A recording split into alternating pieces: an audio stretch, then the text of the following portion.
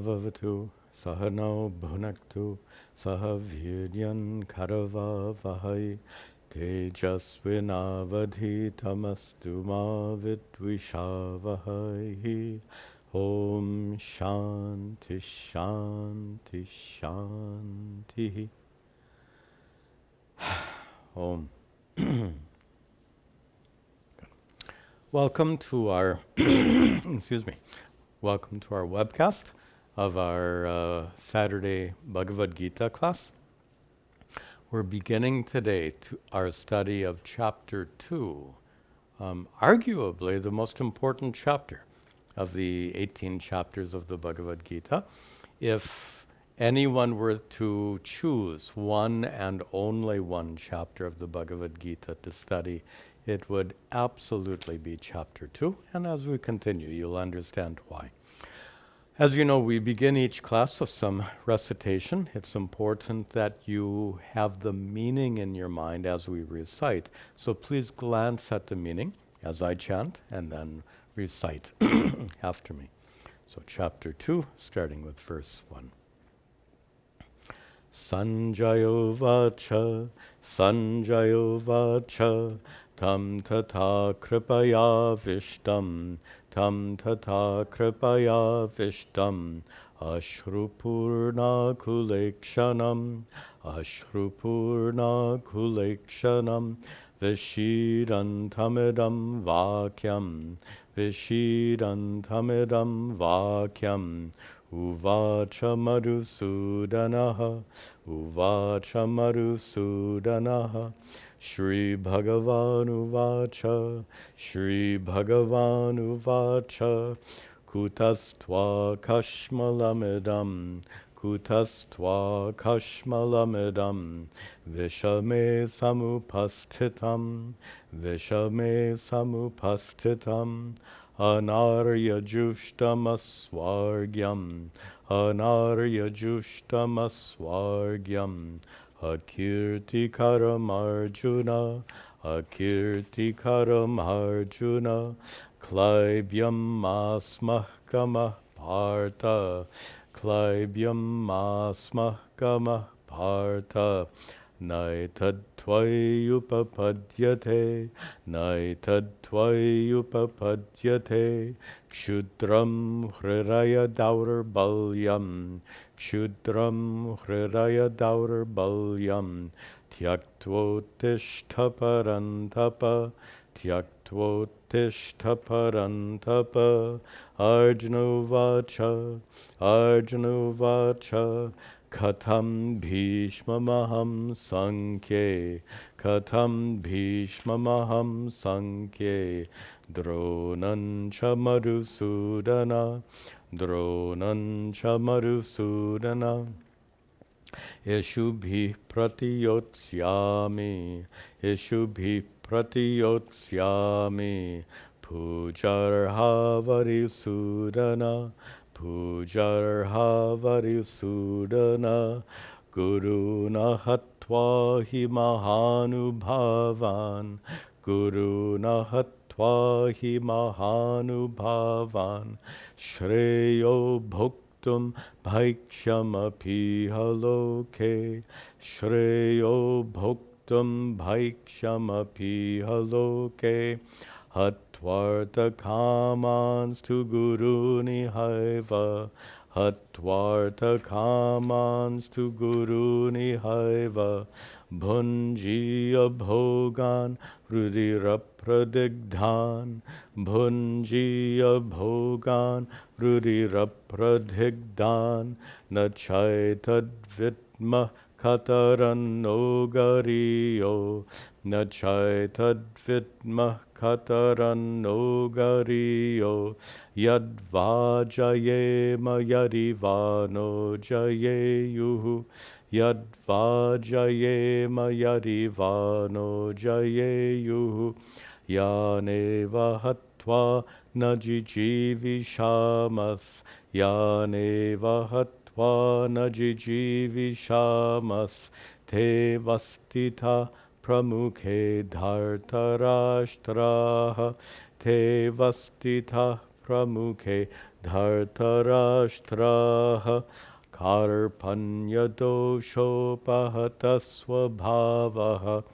karpanyadoshopahata pritchami tvam dharma sammudha pritchami tvam dharma sammudha yachreyasyan nishchitam bruhitan me yachreyasyan nishchitam bruhitan me shishyasteham shadhi mam tvam prapannam shishyasteham shadhi mam tvam prapannam nahi prapashyami mamapanudyat nahi prapashyami mamapanudyat yacchokamuccoshanam indriyanam yacchokamuccoshanam indriyanam avapya bhumavasapatnam riddham avapya bhumavasapatnam riddham rajyam suranam apicaripatyam rajyam suranam apicaripatyam Sanjayo vacha eva muktva hrishikesham gudakesha parantapa na yotsya hiti govindam uktva tushnim babhuvaha.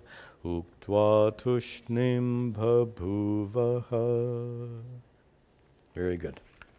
You heard the change of meter in those several verses. We'll talk about that when we return to those verses. So, let's get the context.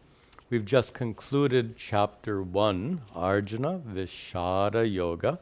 Yoga, as I think I mentioned before, yoga doesn't mean spiritual practice in the title names. So Arjuna Vishada Yoga, if you take yoga as spiritual practice, it then means the spiritual practice of Arjuna's sadness. Being sad is not a spiritual practice. When yoga is used in the title of a chapter, it basically means chapter title. So Arjuna Vishada Yoga, chapter 1, whose subject matter is Arjuna's Vishada, his sadness, his emotional distress. And we saw that the emotional distress led him to emotional paralysis. Remember, he had a emotional meltdown, a panic attack, and got dizzy, fell down to the seat of his chariot, his bow and arrows scattered on the ground. Arjuna's panic attack came when he looked on both sides of the battlefield and saw all of his family members on both sides and realized that many or most of them were going to perish in the war that was about to begin. Remember, and when I read comments, I'm still seeing some comments from people who aren't sure about the fact that this is a dharma yuddha. This is a righteous war, defined as a war in which not fighting the war has worse consequences than fighting it. If you're not convinced, there are two ways to deal with it. One is study the Mahabharata from the beginning. And if you study it properly from the beginning, by the time you come to this portion of the Bhagavad Gita, in the Bhishma Parva in Book 6, by the time you come to this portion, you'll be convinced that it is a dharma yuddha. So the context is what creates this understanding. It is a dharma yuddha, a righteous war. We've talked about it at length, so I don't want to comment further. But there is a shorter way of understanding it as a dharma yuddha, and that's by considering the symbolism. The Kauravas are headed by the blind king Dhritarashtra and his son Duryodhana. Look at the symbolism. Dhritarashtra is blind to dharma. He can't tell the difference between dharma and adharma. He can't see what is right and wrong, and therefore he's unable to give proper guidance to his son Duryodhana. And these are the two people who are running the kingdom. So the kingdom, if the kingdom continues to be run by a blind king, a king who's blind to dharma and adharma, and by a son who is not restrained in any way by principles of dharma, this symbolically represents that the Kaurava side of the family is a side that represents adharma. Enough said. We concluded our study of Chapter 1 with a very important discussion about how Arjuna's conflict is a conflict between intellect and emotions, between head and heart. His heart tells him to run away from the battlefield, not to fight, not to fight against his own family members. On the other hand, Arjuna knows that it is a dharma yuddha, although his intellect gets, remember our discussion, we said his intellect has been hijacked by his emotions, and instead of using his intellect to discern dharma, by the way, your intellect alone can discern dharma. Your emotions don't discern dharma. In fact, our emotions also often lead us on a path of adharma. So Arjuna's intellect is capable of discerning dharma, but at this point in time, his intellect has been hijacked by his emotions. He's engaged in all this rationalization, as we called it in the last chapter. So with that, we concluded our study of Chapter 1, Arjuna Vishada Yoga, and we begin now with our study of Chapter 2. Chapter 2 is entitled Sankhya Yoga. Sankhya means knowledge, and yoga doesn't mean practice here, as I just said. It's the chapter whose topic is Sankhya. Sankhya means spiritual knowledge or wisdom, and I'll talk about it quite a bit when we reach a certain point in this chapter. So for now, just understand Sankhya Yoga, the title of this chapter indicating that its content, its main subject matter, is spiritual knowledge or wisdom.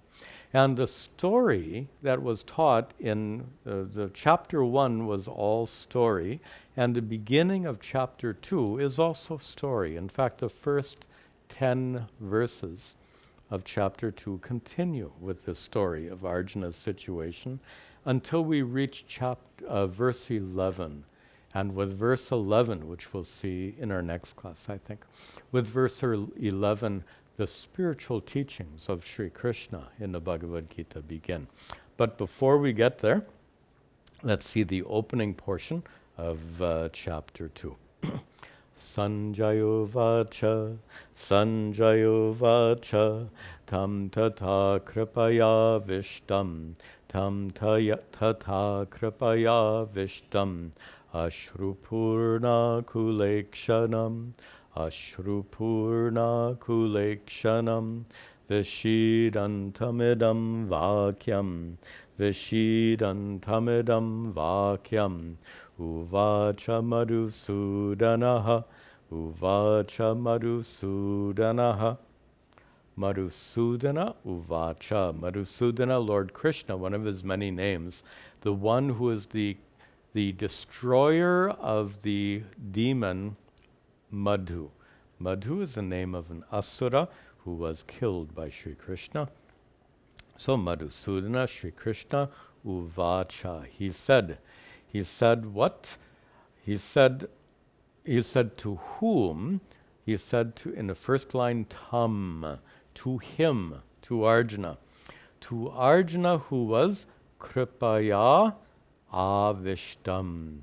Arjuna who was avishtam, he was filled with kripaya, with compassion.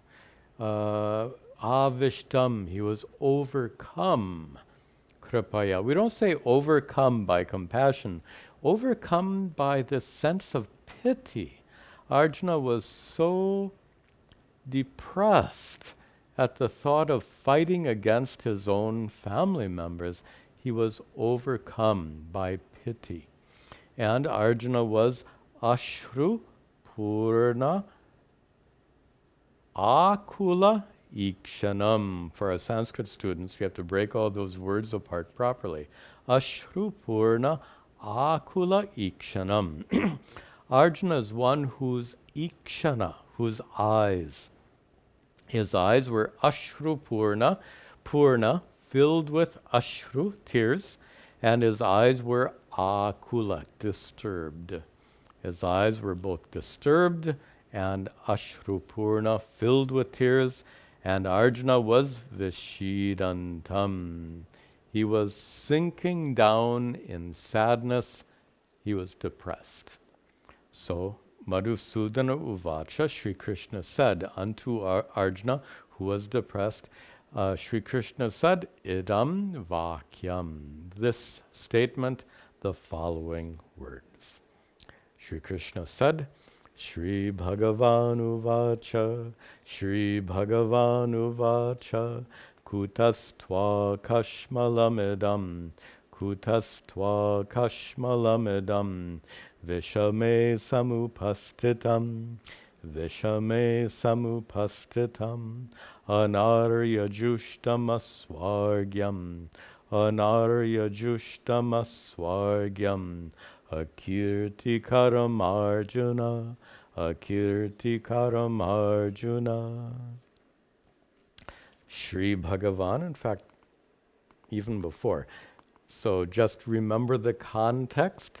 Sanjaya is narrating all of this to the blind king Dhritarashtra. Sanjaya has the ability to see and hear everything happening on the battlefield, and what he is observing is Shri Krishna addressing Arjuna. And Shri Krishna says, he uses these very harsh words. This is, in American English, we call this tough love.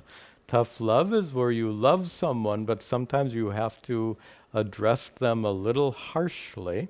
And Shri Krishna really uses rather harsh language. He says to Arjuna, Kutaha, from where, twa, unto you, idam kashmalam, idam, this, kashmalam, this weakness, this timidity, how did it samupastitam, how did it fall upon you? How did it come upon you, this weakness, this timidity? How did it come upon you? Vishame, in this terrible situation, here on the battlefield, remember, they're in a chariot in between the two armies, on the battlefield, Vishame.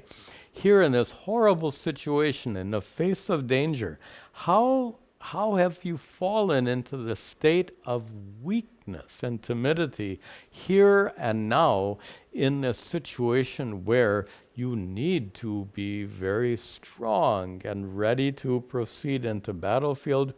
So Shri Krishna here is addressing Arjuna's apparent weakness. Notice I said apparent.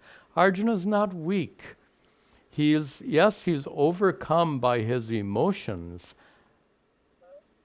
That's a sign of humanity, not a sign of weakness. In fact, Arjuna is going to proceed onto the battlefield and fight with tremendous intensity. Arjuna is not weak here. To feel sad over the pending death of your family members, that sadness is not weakness. But Shri Krishna is observing that Arjuna has fallen to his to the seat of the chariot, and is at this moment, Arjuna has been incapacitated by his own emotions. Again, to feel sad is not weakness, but to be incapacitated by your emotions is weakness. Incapacity. Arjuna has been incapacitated by his emotions, and he continues to say to Arjuna that this is anarya jushtam. This is not jushtam. This is not fit or appropriate for Arya, for a noble person like you, for a kshatriya, a warrior like you, to fall to the seat of your chariot, to throw your arrows and bow down on the ground. This does not befit a noble warrior like you, Arjuna. It is also aswargyam. It is not holy. It will not take you to heaven. It is not pious. In fact, it is sinful for Arjuna not to fulfill his duty as a warrior. It is sinful, therefore Shri Krishna says it is aswargyam. It will not take you to heaven, it is sinful, and it is akirtikaram. Kirtikara is that which will bring you fame.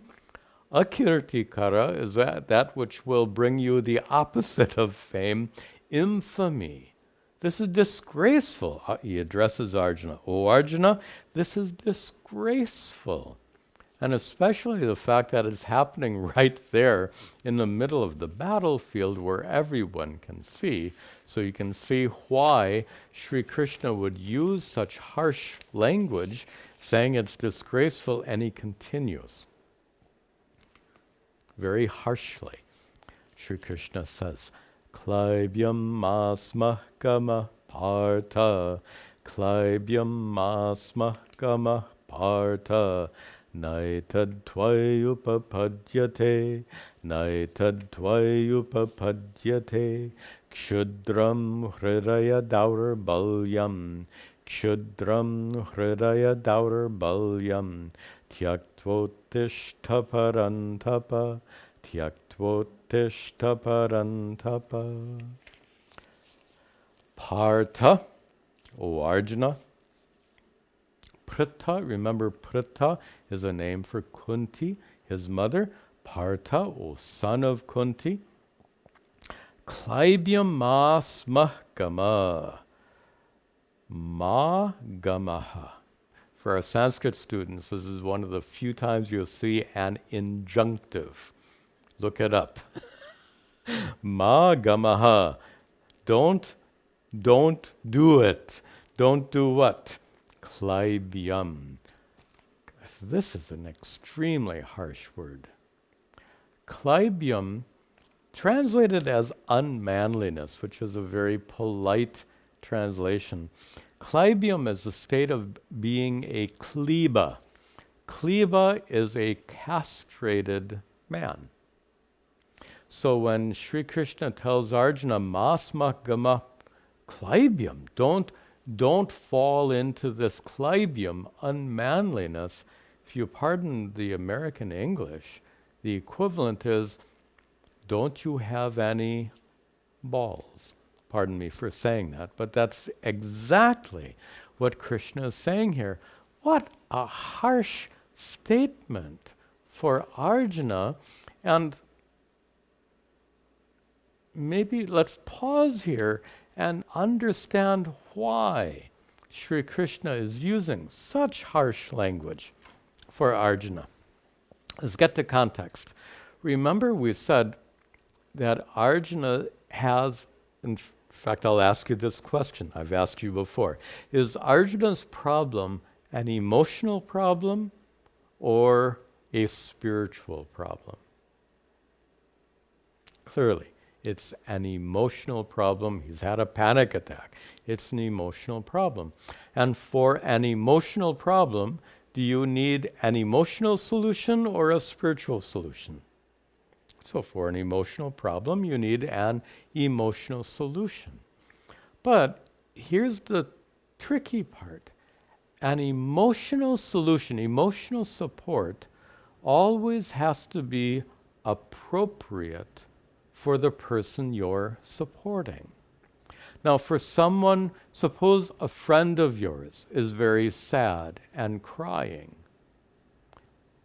You wouldn't use this kind of language with a friend. Why are you being such a wimp sitting there and crying? You'd never use that kind of language with a friend. But that's exactly the language Sri Krishna uses with Arjuna.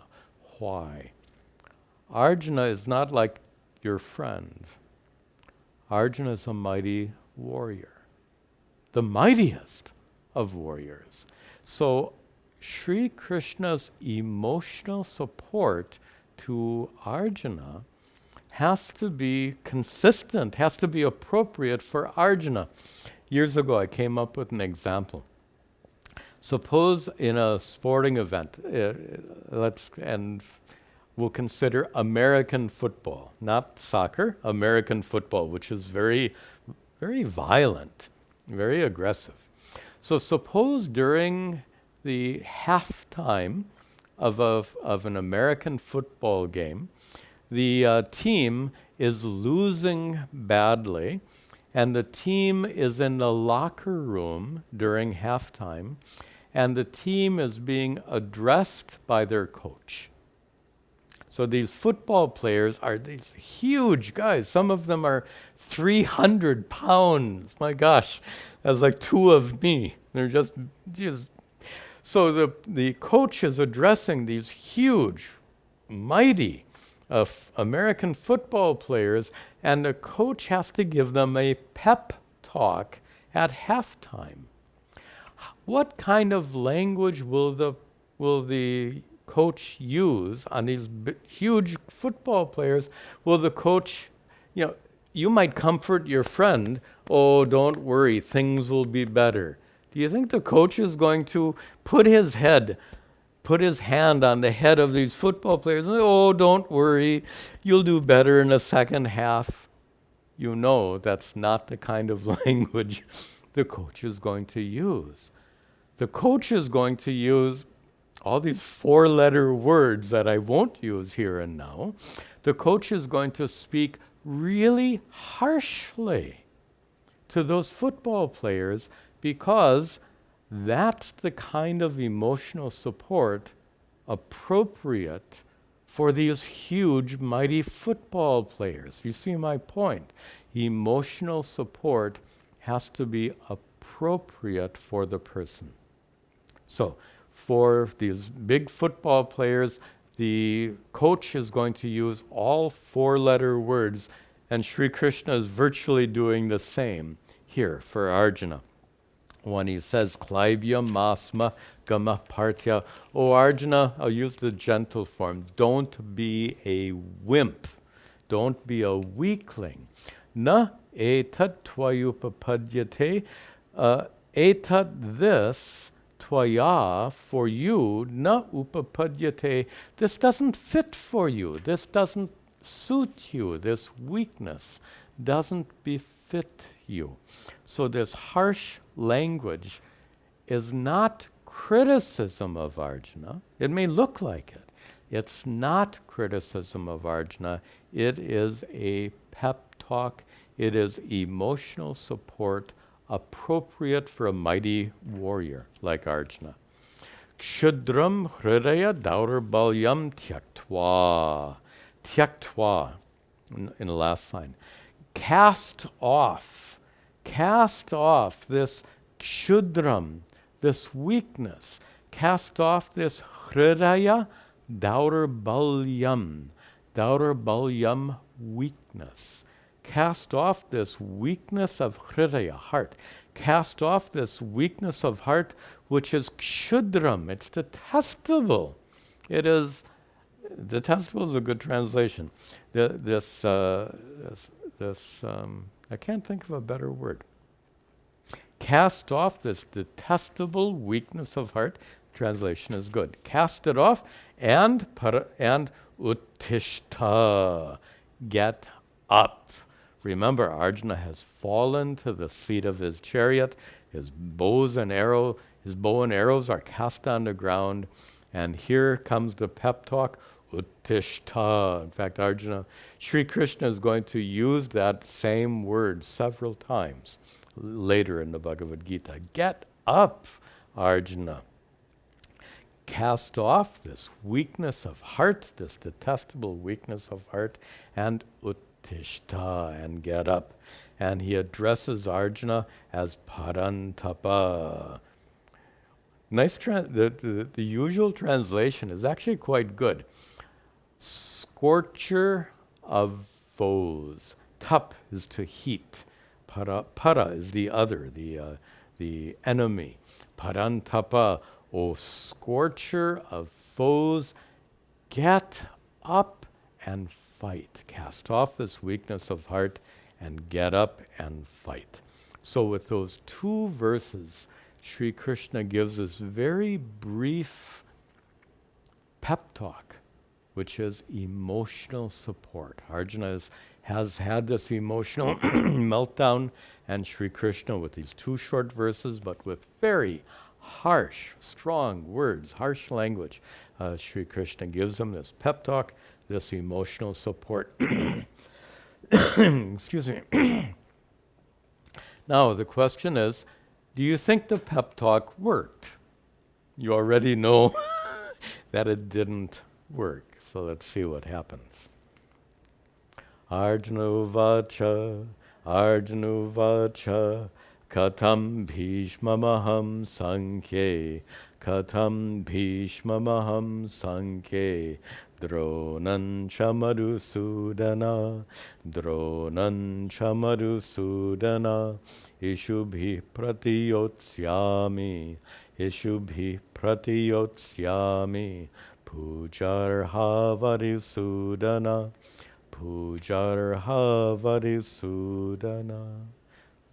Obviously, the pep talk wasn't enough. Shri Krishna did respond to Arjuna's dilemma. By the way, Arjuna uvacha, Arjuna says, Arjuna here is responding to Shri Krishna. Obviously, though, the pep talk didn't do the trick, as they say. Arjuna is still struggling with his dilemma, and we need to talk further about that dilemma. Before we do, let me just point out the importance of addressing the emotional problem. Please note, Shri Krishna did not immediately launch into a spiritual discourse. That'll start in verse 11. Shri Krishna began by addressing Arjuna's emotions, his emotional dilemma. This is so important, and it's a lesson we should all learn if we haven't learned. Let me share with you an anecdote of when I learned this lesson. I learned this lesson in a very vivid way. You can see in this anecdote. In the early 1990s, I was the manager of Puja Swami Dayananda's ashram in the Poconos, in the mountains of Pennsylvania, Arsha Vidya Gurukulam. I was a manager for a couple of years there.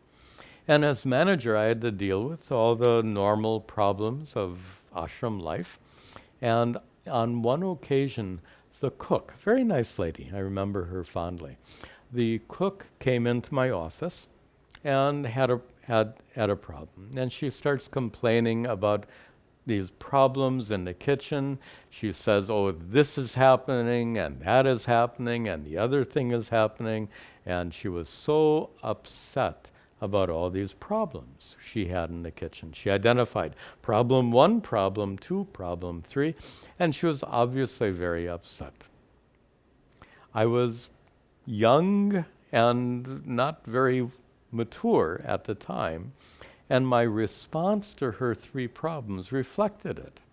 So she identified these 3 problems, and I said, okay, for problem 1, we'll do this, for problem 2, we'll do that, and problem 3, I'll take care of in this way. So I solved all her problems.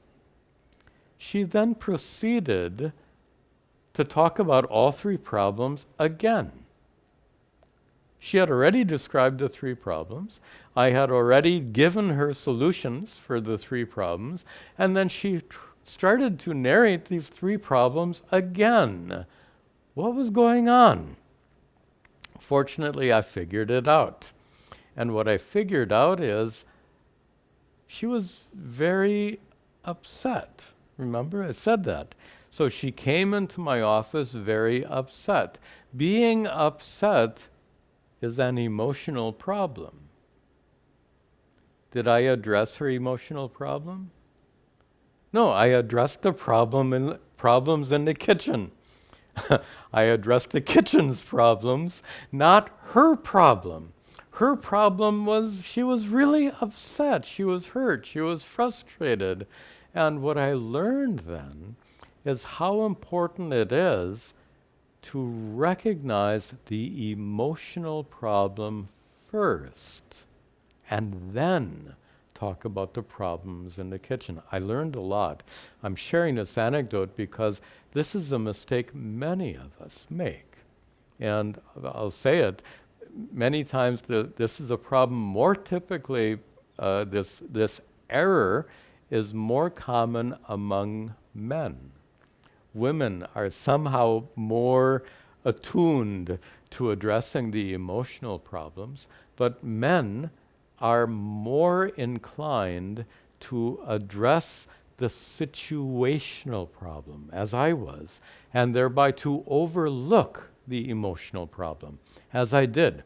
So I learned there and then not to overlook the emotional problem.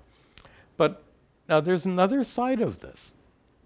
Suppose that she came into my office and she identified her 3 problems, and I listened and I said, oh, that's terrible. Oh, I'm so sorry. In other words, I'm empathizing with her, commiserating with her. I'm recognizing her being upset, and I'm responding to her emotionally. Suppose for an hour I commiserated with her emotionally, and then I sent her on her way without addressing the 3 problems in the kitchen. That's also not very helpful, right? There are 2 kinds of problems here. There's her emotional problem, which needed to be addressed, like Arjuna's emotional problem, which needed to be addressed. But there's also the situational problem in the kitchen, which also needed to be addressed. In the same way, Arjuna had an emotional problem, which Shri Krishna addressed, but Arjuna also has a situational problem, which we discussed at great length in chapter 1. Let's give that problem a name. I don't think I used this term before, but it's appropriate. Arjuna's problem could be called Dharma Sankata. Sankata means a conflict. In a conflict where there's no easy solution. If in American English there's an expression of being stuck between a rock and a hard place. It means if you turn left, you're stuck. If you turn right, you're stuck. If you take option A, the outcome is terrible. If you take option B, the outcome is terrible. That's Arjuna's situation. If Arjuna stays on the battlefield and fights, the outcome is horrible. If Arjuna leaves the battlefield and chooses not to fight, the outcome is even worse. There's no nice solution to Arjuna's problem. He is stuck in this Dharma Sankata. And that's what Arjuna is now narrating. So in the prior verses, Shri Krishna has addressed Arjuna's emotional problem, but now Arjuna continues, even though he's received this pep talk, this emotional support from Shri Krishna, Arjuna continues to struggle with this Dharma Sankata, this apparently unsolvable, insoluble problem of dharma. No matter what Arjuna does, the outcome is grim. And that's what Arjuna describes here. He says, yes, in verse 4, Arjuna says in response to Shri Krishna, he says, Katam, how? Sankhye, in this battle, on this battlefield, how, in the third line, how pratiyotsyami, how can I fight? How can I resist and oppose? How can I fight Ishubhihi, with arrows? How can I fight against, back up at the top, aham, by the way, aham, you see the word aham there? Katam, how, bhishmam aham, how aham, I, pratiyotsyami, how can I fight against Bhishmam? Bhishma, his grand uncle, Dronancha and Drona, Madhusudana, O Krishna, how can I fight against Bhishma and Drona? Of all the warriors on the battlefield, the ones Arjuna is most fond of is Bhishma, his grand uncle, his grandfather, the family patriarch, and Drona, his beloved teacher. How, he says, how can I fight against them? If you can imagine the chariot being positioned on the battlefield, imagine the chariot being positioned right in front of Bhishma and Drona. Arjuna looks across the battlefield and he sees these two family members that he is most fond of. How can I fight against them? Not just fight against them, but Ishubhihi, with arrows. You know, it's a fact that there are many times fights in family, usually, sadly, sometimes over property issues, and when somebody passes away and leaves a will, then there can be fights in a family. No doubt, family members can fight against each other for various reasons over property and money, etc. But never Ishubhihi. They're not going to fight to the death. They're not going to fight with weapons. They might end up fighting in the courts, which is terrible, but never a kind of fight that would lead to death. This is Arjuna's dilemma. How can I fight against my beloved family members, Ishubhihi, with arrows? He says to Sri Krishna, in the last line, Adisudana means the same as Madhusudana. Madhusudana is the one who killed Madhu. Adisudana is the destroyer of enemies, Adi. So, O Krishna, how can I fight against Bhishma and Drona, who are puja arhau? Arhau, they deserve puja, reverence. They don't deserve to be stabbed with arrows. They deserve reverence. Arjuna is ready to touch their feet. Arjuna is certainly not ready to fight against them with arrows. Arjuna continues.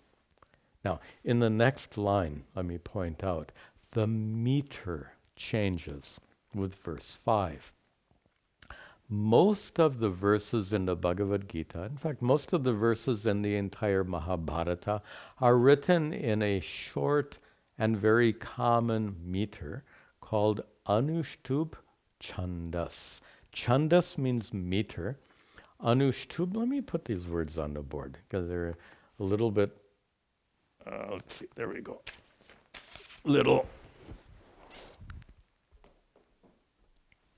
They're frequently used, and maybe be nice to know these two Sanskrit terms. These are two kinds of meter.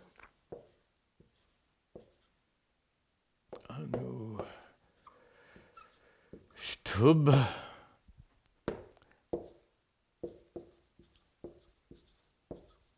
Chandas. Good. Chandas means meter, and Anushtub is a particular meter that has 8 syllables in a quarter, and there's a certain pattern of long and short syllables. We won't go into the detail. This is the most common meter. It's used in many prayers. It's used throughout the Ramayana, through most of the Ramayana, through most of the Mahabharata, through most Puranas. It is the most common meter, but it's not the only meter used. Other meters are used in all of these other scriptures, including the Mahabharata and including in this Bhagavad Gita. Here we're going to see a meter called Trishtube. Trishtube, yes. Trishtube meter is a meter. Anushtube meter has 8 syllables in a quarter. Trishtube meter has 11 syllables in a quarter. Also some other rules and details. Details we don't need. But we should know, we need to know that there are these 2 meters in common use. So here we have a meter, we have several verses in the Trishtube meter, and it's used from time to time in the Bhagavad Gita. Why? Well, it's very dramatic. When we were chanting, and when we made the transition and started chanting in this longer meter, it caught your attention, didn't it?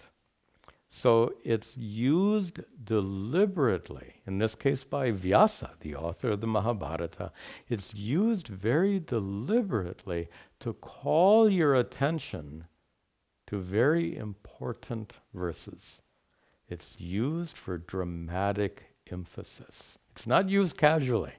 It's used for dramatic emphasis.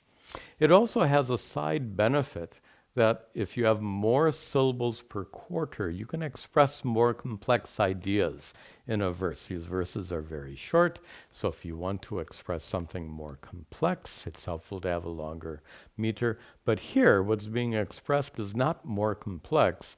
It certainly is more dramatically important. We'll see that. Guru nahatva hi mahanubhavan Guru nahatva hi mahanubhavan Shreyo bhoktum bhaikshyamapi haloke Shreyo bhoktum bhaikshyamapi haloke Hatvarta kamams tu gurun ihaiva Hatvarta kamans tu guruni haiva Bhunjiya bhogan rudira pradigdhan Bhunjiya bhogan rudira pradigdhan. Excuse me. Arjuna says in the first line, ahatva, hatva, having killed, ahatva, without killing gurun, our teachers like Drona, our teachers like Kripa, our teachers, well, the family patriarch, Bhishma was certainly considered like a guru.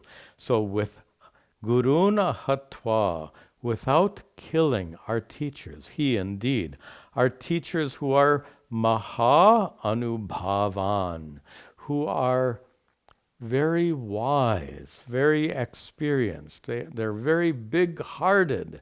They're worthy of respect, is the point he's making. So he says, ahatva, without killing our teachers, our respected teachers, shreyaha, it would be better.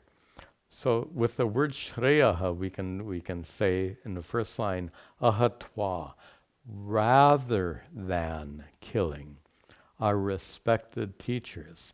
Shreyas, shreyaha. It would be better. It would be better, loke, iha loke, at the end of the second line. Iha loke, in this world, in this life, it would be better, bhoktum bhaikshyam. It would be better, bhoktum, literally to enjoy, bhaikshyam. Bhaikshyam means alms. Bhiksha, the term bhiksha might be familiar to you. Bhiksha is the alms received by a sannyasi, by a Hindu monk. So when Arjuna says it would be better bhoktum bhaikshyam, it would be better to enjoy alms, it would be better to live on alms, iha loke, in this world, in this life. Arjuna is, by using that language, rather than killing our great teachers, it would be better for me, Arjuna is speaking, it would be better for me to live on alms. Arjuna is using these words to make a proposal. And the proposal is Arjuna is considering leaving the battlefield and taking to a life of sannyasa. To live on alms specifically means living the life of a Hindu monk, living the life of a sannyasi. Arjuna is ready to run away from the battlefield and live as a sannyasi. Now, we often think that somebody who renounces the world and lives as a sannyasi is a very noble person. That's not necessarily the case. To run away from your responsibilities, even to become a sannyasi, is not acceptable in the Hindu tradition. In fact, I should point out that my own guru, Puja Swami Tadatmananda, when a student approaches him and asks for sannyasa, asks to be ordained as a Hindu monk, a question Swami Tadatmananda always asked is this: does anyone depend on you? Do you have any dependents? And that includes not just wife and children, it would include parents. Because if anyone is dependent upon you and you run away and take to a life of sannyasa, then their support will come to an end, and that is adharmic. Puja Swamiji would not give sannyasa to any of his disciples that had dependents. Why? You cannot live a life of remember, sannyasa means a life of full-time spiritual pursuit. So to be a non-sannyasi is to live a life of part-time spiritual pursuit, although we're going to revise that later when we talk about karma yoga. We'll get into that in great detail. But the idea is that sannyasa, the life of a Hindu monk, is a life of full-time spiritual pursuit. But tell me, how is it possible to take to a life of spiritual pursuit, full-time spiritual pursuit, when your first step is a step of adharma? It's absolutely wrong. You cannot take to a life of sannyasa by running away from responsibilities. This is a common, this kind of scenario is fairly common in India, where you hear of some man who's struggling. He's lost his job. He's fighting with his wife, fighting with his parents. He maybe has a little drinking problem or something. Lots of financial problems. And then one day, this fellow disappears. Doesn't come home. Wife, parents, no one knows where he is. Then many months later, a relative finds him living in an ashram in Rishikesh. Not an uncommon story. So what's happened is he's run away from all of his problems. He's now living in Rishikesh. Please don't think that's a noble thing. It's a terrible thing. He's run away from his responsibilities. He's left his wife and family unsupported. And more than that, think about him. He is now living in Rishikesh. He has his little room he stays in. So while he's sitting in his little room, which is more likely? Do you think he's thinking about God? Or do you think he might be thinking about all the problems he left behind? The fact is that when he ran away to Rishikesh, he took his problems with him because his problems are inside. He didn't leave his problems behind. His problems are in his mind. And he brought that with him to Rishikesh. That's a terrible way to begin a life of spiritual pursuit, a life of full-time spiritual pursuit.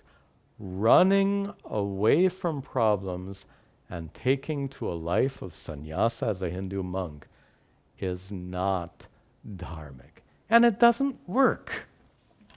And that's exactly what Arjuna is proposing here when he says, where am I? Shreyo bhoktum bhaikshamaphi haloke. He says that it would be better, rather than fighting against my beloved family members, it would be better to run away to Rishikesh or some other place, to run away to a cave in the Himalayas. It would be better, Arjuna proposes here, to live a life of alms. Arjuna here is proposing that he abandon his kshatriya dharma, his responsibilities as a warrior. It would be better for him to run away and live a life of alms. Absolutely not. But Arjuna, remember we said Arjuna's thinking has been very disturbed. His intellect has been hijacked with his emotions, and it's not surprising that Arjuna argues in this way. He continues, Hatva, having killed Gurun, in the third line. Hatva, having killed Gurun, having killed my teachers, having killed Drona, having killed Kripa, having killed Bhishma, as he's going to kill Bhishma much later in the war. So having killed Iha, Eva, Gurun, Iha, Eva. Iha here on this battlefield, Eva indeed. Having killed my beloved family members and especially my beloved teachers here on the battlefield, Arjuna argues, Bhunjiya, I would enjoy, Bhunjiya, I would enjoy bhogan, enjoyments, the fruits of battle, the fruits of having conquered the enemy. I would enjoy bhogan, which these enjoyments, these pleasures, and the word in the first and the third line, artha kaman. I would enjoy kama, pleasure, and artha, wealth. I would enjoy the fruits of having conquered the enemy, but having conquered the enemy by killing my own teachers. But the fruits of war, the pleasures, bhunjiya, the pleasures I would enjoy, would be rudhira pradigdhan. Powerful, beautiful language. Would be pradigdha, stained, tainted. Rudhira, with blood, with the blood of my beloved teachers and family members. Arjuna argues here, if I proceed into battle, the fruits of having conquered the enemy will be stained. The kingdom and pleasures I would enjoy would be stained with the blood of my gurus and beloved family members. And that's why Arjuna says it would be shreyas. It would be better. Bhoktum bhaiksham. It it would be better to run away from the battlefield and live the life of a sannyasi. Arjuna proposes to Shri Krishna. You can see the depth of Arjuna's distress and how he is caught in this dharma sankata, this apparently insoluble conflict between what to do. Arjuna is in this terrible dilemma, and we'll see. Arjuna will describe his dilemma further in the next few verses, and then we'll see how Shri Krishna addresses Arjuna's dharma sankata, his terrible dilemma. We'll see that in the next class. Om Sarve Bhavantu Sukhinaha Sarve Santu Niramayaha Sarve Bhadrani Pashyantu Ma Kaschid Dukkha Bhagaveta Asato Ma Sadgamaya Tamaso Ma Jyotirgamaya Mrityorma Amritangamaya Om Shanti Shanti Shanti Om Tat Sat.